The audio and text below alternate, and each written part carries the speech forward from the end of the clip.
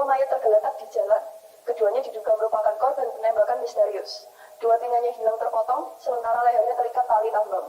Bagian kening kedua korban tertembus peluru. Baik polisi maupun masyarakat setempat belum dapat mengenali identitas korban. Melihat kondisi jasad keduanya, nampaknya pelaku penembak misterius semakin sadis menyiksa korbannya sebelum dibunuh. Meskipun kemungkinan sasaran aksi penembak misterius ini adalah para penjahat kambuhan, namun mereka dibunuh tanpa proses pengadilan. Hal ini membuat masyarakat khawatir aksi tersebut akan salah sasaran. Namun Kepala Seksi Penerangan Kodam 9 Jawa Tengah, Letkol Pol Haryono, memastikan bahwa penembak-penembak misterius ini tidak akan salah tembak, sehingga masyarakat tidak perlu khawatir. Meskipun pihak aparat mengaku tidak tahu menahu tentang siapa pelaku penembak misterius, namun statement Kasipenda di atas membuat masyarakat menduga pelakunya adalah aparat militer. Apakah rakyat akan merasa lebih aman dengan adanya Operasi Petrus, ataukah rakyat akan merasa terancam dengan adanya Petrus?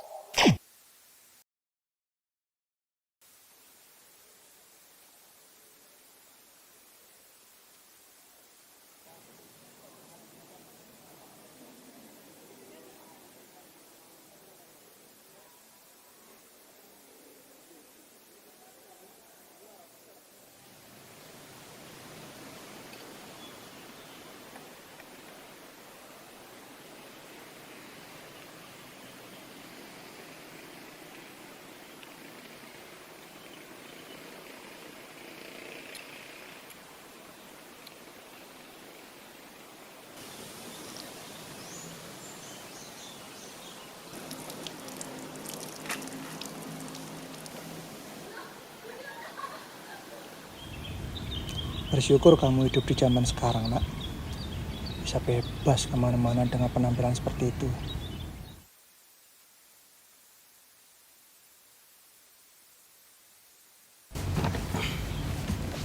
Ada apa dilihat-lihat? Emang ada yang salah dari penampilanku? Tato-tato aku? Kamu tahu? Di awal tahun 80-an, penampilan norak seperti kamu bisa jadi mayat dalam hitungan hari. Nggak pakai hitungan hari. Tadi pagi aja, kamu paling sudah bisa ditemukan gembletakan di pasar. Emangnya ada apa di masa itu?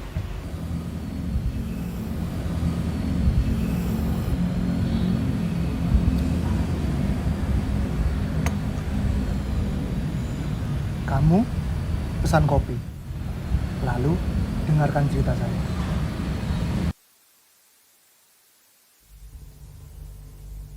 Pada saat aku masih muda dulu pada tahun 1983, hampir setiap hari ditemukan mayat di mana-mana.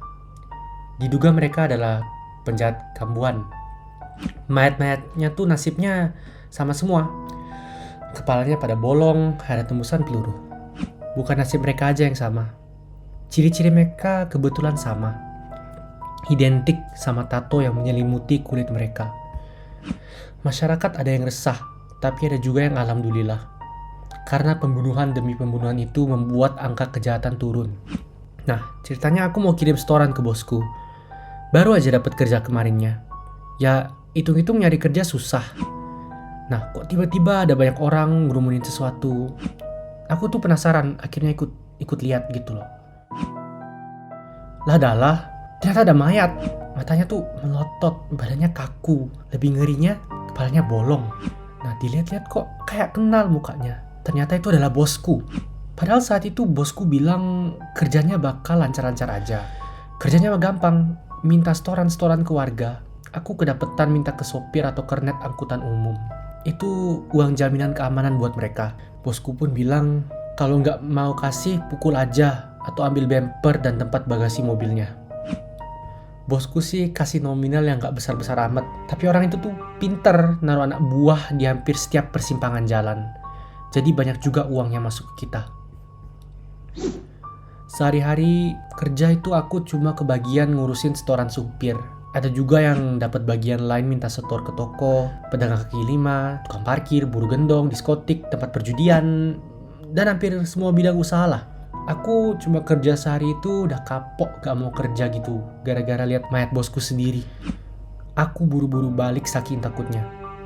Kukira sudah aman kalau sudah berhenti kerja begituan. Tapi besok-besoknya Satu persatu kawanku yang pernah kerja di bosku terbunuh semua. Aku takut jadi sasaran selanjutnya. Di koran orang-orang tuh sebut kami Gali, gabungan anak liar. Aku sudah kalang kabut melihat tatoku. Tetangga-tetanggaku juga menduga aku bisa menjadi korban selanjutnya karena tatoku. Kenapa? Karena kebanyakan mayat yang ditemukan juga punya tato. Jangan-jangan tato dianggap sebagai ciri-ciri penjahat. Terpaksa aku sayat sendiri lenganku biar tatonya lepas daripada nanti ditembak. Aku nggak berani keluar jauh-jauh. Paling jauh ya nongkrong di sebelah rumah. Nah dari situ aku dapat informasi terbaru berita ini dari omongan-omongan tetangga. Mereka pada kira ini ulahnya tentara. Konon disebut Operasi Celurit. Koran-koran menyebut Operasi Celurit ini adalah upaya pemberantasan kejahatan. Pangkopak Tip Sudomo memberikan keterangan pada 27 Juli tahun 83 bahwa operasi ini tidak hanya ditujukan untuk menindak pelaku kejahatan, tapi juga menginventarisasi nama-nama pelakunya. Aku bersyukur masih diberi kesempatan meskipun sempat kerja jadi preman. Beruntung namaku tidak masuk dalam daftar Petrus. Petrus terkenal pemburu profesional yang seakan gak pernah luput. Lantas muncul pro kontra di tengah masyarakat. Operasi ini dapat menurunkan kepercayaan terhadap aparat penegak hukum. Bisa saja operasi ini ditunggangi pihak ketiga yang bisa aja disalahgunakan sama mereka. Wuryanto, bekas ketua pengadilan Semarang, juga advokat merangkap dosen luar Undip mengatakan bahwa penembak misterius ini harus dihentikan. Sekaligus diselidiki apa itu kelompok anti penembak misterius atau APEM sebutannya ya. Gies tuh sangat setuju dengan usaha pemerintah mengamankan masyarakat dari gangguan keamanan. Masyarakat pun setuju dengan hilangnya para penjahat kambuan itu. Tapi Wuryanto ini tidak setuju dengan cara yang ditetapkan karena negara ini adalah negara hukum. Beliau ini juga khawatir adanya peluru yang nyasar. Aku bisa bayangin sih betapa menyekamnya masa itu.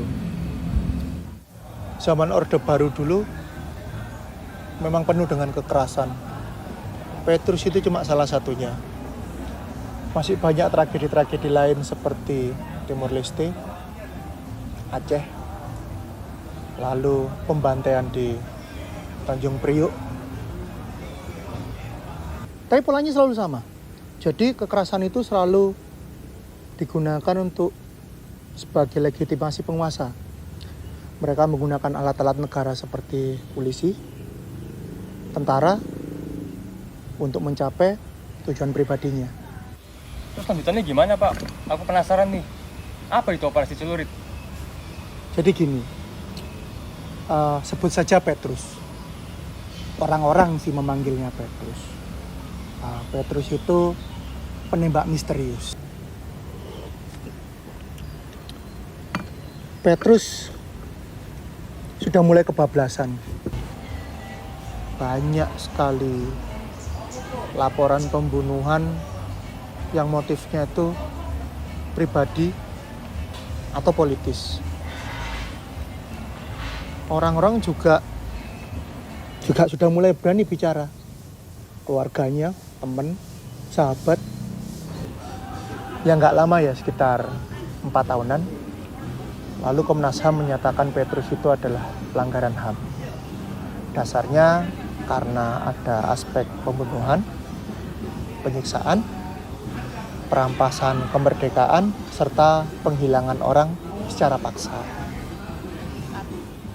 Kalau dipikir-pikir, zaman sekarang banyak ya koruptor di negara kita. Apa perlu di Petrus saja? Pertanyaan bagus.